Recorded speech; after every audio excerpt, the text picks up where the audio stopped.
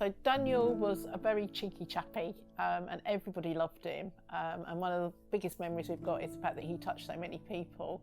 He was cheeky from the word go, little blonde-haired young man, diagnosed at 8 months old. So that was a bombshell because there was no history in our family at all of Duchenne Muscular Dystrophy, and I'd never heard of it.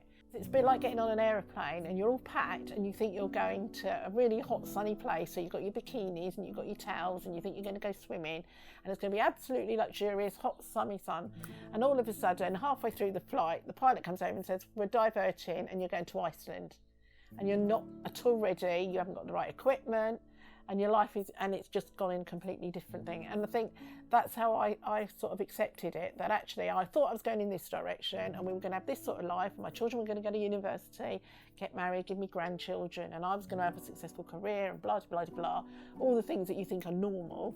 And all of a sudden we've gone in completely the wrong direction, and I can't do half of those things, and I don't know what Dan will be able to access and what he can do and what he'll be able to achieve. He was a massive sports fan, and he had a memory like an elephant, and he could recite the league table in the football.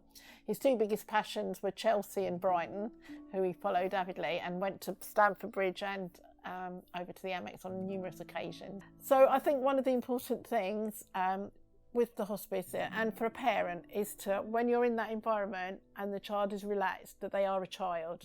They're not coping with their day-to-day issues. They're not having to worry about whether they've got to take a medication or if they've got to keep on their feet or they've got to get out of the way of peers at school and it's all too busy, or they can't do their homework.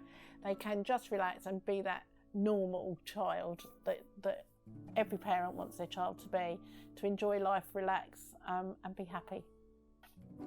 The families need them. They really need these services to pick up the gaps in the system that aren't out there.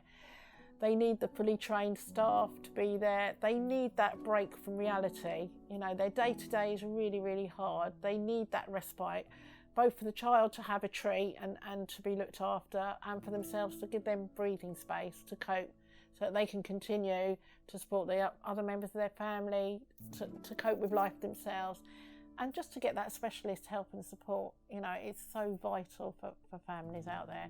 So I would just encourage everyone to get involved and really push and help support this.